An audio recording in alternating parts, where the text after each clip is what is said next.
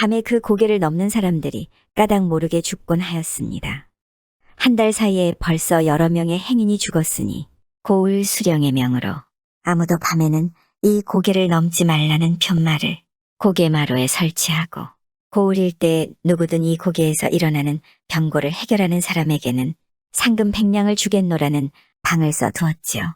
몇몇 사람들이 상금이 탐이나 그 고개에 가보았지만 모두 죽지 않으면 미쳐서 돌아왔기 때문에 이제는 아무도 그곳에 가려 하지 않았습니다. 그런데 그 고을의 석구라는 젊은 머슴이 살고 있었는데 하루는 고을의 부잣집에서 밭일을 해주고 세경을 제대로 못 받아 화가 나서 주막에서 술을 마시고 있었습니다. 그런데 갑자기 사람들이 웅성거립니다. 아이고, 그 고개에서 어젯밤에 사람이 또 하나 죽었대. 한두 번도 아니고 이거 큰일일세. 그러게 말이야. 사또께서도 도대체 해결책이 없는지 많은 상금을 내걸었는데도 오히려 사람만 더 죽어나가니 참. 옆에서 가만히 그 소리를 듣고 있던 석구가 혼자 중얼거렸지요. 그래, 가진 것 없이 태어난 놈이 이래도 못 살고 저래도 못 살 바야. 그 고개에나 한번 가보고 다행히 일이 잘 되면 상금이나 타서 잘 살아봐야겠다. 밤이 되도록 술을 진탕 마신 석구는 그 고개로 올라섰습니다. 모든 사람이 말렸지만 석구는 전혀 듣지 않았지요. 밤은 더욱 깊어져 사방에서 음산한 기운이 뿜어져 나오고 바람마저 불었습니다. 사람들의 만류를 뿌리치고 고개를 올라온 것이 후회도 되었지만 이미 엎질러진 물이었지요. 그때였습니다. 이보시오, 이보시오, 돌아 좀 보시오. 누군가 뒤에서 자기를 부르는 소리에 놀라 뒤를 돌아보니 머리를 산발하고 온몸이 피투성이가 된 귀신이 서 있지 않겠습니까? 깜짝 놀란 석구가 뒤돌아 도망치니 어느새 귀신은 또 앞을 막아섰지요. 이제는 죽었구나 하고 생각한 석구는 호랑이한테 물려가도 정신만 차리면 산다는 생각을 하고는 귀신 앞에 무릎을 꿇고 통사정을 하였습니다. 귀신님 한 번만 살려주십시오. 아이고, 나는 아무 죄도 없는 착한 사람입니다. 울며 불려 살려달라 손이 발이 되게 비는 석구에게 귀신이 말했죠. 저는 당신을 해치지 않습니다. 무서워하시지 말고 그저 저를 따라만 오십시오. 석구는 홀린 듯 귀신을 따라갔습니다. 귀신 말이라도 자기를 해치지 않겠다니 우선은 믿어야죠. 산길을 얼마쯤 가다 보니 조그만 초가집이 한 채 보였습니다. 귀신은 그 집으로 들어갔죠. 석구는 바들바들 떨며 귀신을 따라 들어갔습니다. 방에 불이 켜지고 문이 열리며 머리는 산발한 여인이 들어오라고 손짓을 하자 석구도 방에 들어가 앉았죠. 그러자 여인이 공손히 절을 하고 난 뒤 다소곳이 앉아 말했습니다.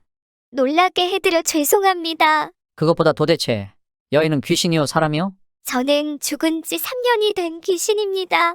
죽은 지 3년이 됐으나 양지 바른 곳에 묻히지 못하고 이 집 마루 밑에 숨겨져 있어 저승에 가지 못한 귀신이 되어 구천을 떠돌고 있습니다. 아니 어찌하여 남과 같이 양지 바른 곳에 묻히지 못하였소?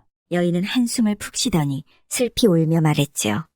얘기를 하자면 길지요. 박복한 인연의 사연을 들어보시려는지요? 석구가 고개를 끄덕이자 여인은 다음과 같은 이야기를 하기 시작했습니다.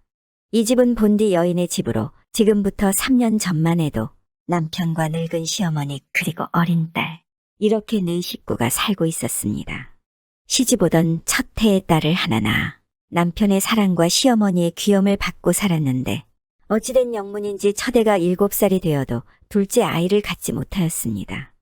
외아들의 대를 잇지 못한다며 시어머니의 성화가 불같았고 남편의 애정도 점점 식어 투정만 심해졌지요. 그러던 어느 날 마을에 내려갔던 남편이 주막골 작부와 눈이 맞아 매일같이 어울리기 시작하더니 가세가 기울게 되었습니다. 여인은 남편에게 그 작부를 데려다 함께 살자고 권하였습니다. 남편은 좋아라 달려가 작부에게 말하였지요. 하지만 그 작부는 자신은 첩으로 갈 수는 없다고 딱 잘라 거절하는 것이었습니다. 그런데 때마침 작부가 남편의 아이를 갖게 되자 시어머니마저 이 여인에 대한 구박이 노골화되었고 끝내는 여인을 내쫓고 작부를 새로 맞을 궁리를 하게 되었지요. 여인은 무조건 잘못했다고 애원도 하고 빌어도 보았으나 시어머니와 남편은 막무가내였습니다. 너는 늙은 시어머니 하나 제대로 공양하지 못하였으며 아들을 낳아 대를 잇지 못하였고 거기다 투기까지 하였으니 내 어찌 너 같은 박복무지한 여인과 평생을 해로할 수 있겠는가? 당장 내 갈 곳으로 가라. 여보, 한 번만 용서하십시오. 어머니, 다시는 안 그럴 테니 이번만 용서하세요. 죽어도 이 집 귀신이니 살아서 이 집을 나갈 수는 없사옵니다. 여인이 울며불며 애원하는 폼이 죽어도 나갈 것 같지 않자 화가 상투 끝까지 난 남편은 옆에 있던 방망이로 자기의 다리를 잡고 매달리는 여인의 머리를 사정없이 후려 갈겼습니다. 그리고 여인은 피를 흘리며 그 자리에서 죽어버렸죠. 엉겁결에 사람을 죽인 남편은 깜짝 놀라 시어머니와 대책을 논의하게 되었습니다. 관가에서 알게 되면 큰일이니 우선 마루 밑을 파 여인을 묻어놓고 야반도주를 하여 이웃마을로 이사를 하였지요. 그렇게 새 곳으로 이사간 남편은 작부를 부인으로 맞아 새로 아들을 낳고 잘 살고 있습니다. 이러한 여인의 이야기를 듣고 있던 석구는 치밀어 오르는 분노에 온몸을 부르르 떨며 말했습니다. 그래서 나에게 그 사람들을 발구하여 벌을 받게 해달라는 것이군요. 걱정 마시오. 내 이 사람들을 그냥 그러자 귀신이 만류하며 말했지요. 아닙니다. 제 소원은 제 시체를 양지 바른 곳에 묻어달라는 것입니다. 제가 그 말을 하려고 지나가는 행인 앞에 가면 행인들이 그만 놀라 죽곤 한 것이랍니다. 저를 양지 바른 곳에 묻어만 주신다면 아무런 욕심 없이 저승으로 갈 것입니다. 때마침 날이 밝는지 먼 곳에서 닭이 우는 소리가 들리자 여인은 절을 하고 사라졌습니다. 날이 밝자 석구는 마루 밑을 뜯어내고 여인의 시체를 파내어 양지 바른 곳에 묻어주었지요. 이보시오. 내 풍수가가 아니라 명당은 잡지 못하였으나 내가 보기엔 아주 좋은 자리 갔소. 앞으로는 밖에 나오시지 말고 편히 눈을 감으시오. 총각님, 고맙습니다. 여인은 자기의 얘기를 아무에게도 말하지 말고 자기 가족에게도 말하지 말라고 부탁하였지요. 남에게는 얘기하지 않겠으나 내 이 나쁜 사람들을 그냥 둘 수는 없소. 석구는 여인의 만류에도 쏜살같이 산을 내려갔습니다. 산을 내려온 석구를 본 동네 사람들은 죽을 줄만 알았던 사람이 돌아오자 깜짝 놀랐지요.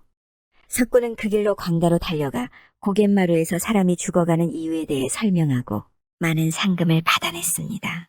하지만 여인과 약속한 대로 그 여인을 죽인 것이 누구인지는 말하지 않았습니다. 그리고 그 길로 여인의 남편이 살고 있는 집으로 가보았지요. 담장 너머로 보니 그 남편과 작부가 보였지요.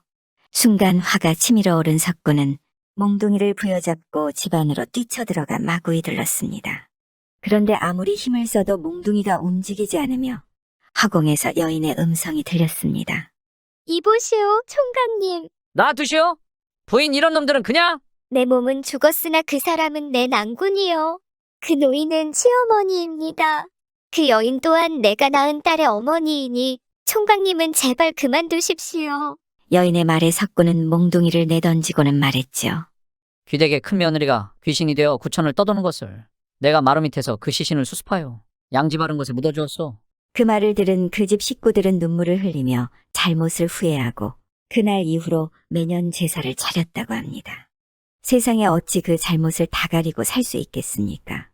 드러날 것은 언젠가 다 드러나는 것이죠. 여인의 집안 사람들도 어찌 죄를 면한 것이겠습니까? 귀신이 되어 자신들을 지켜보는데 그것 또한 못할 짓이지 않을까요?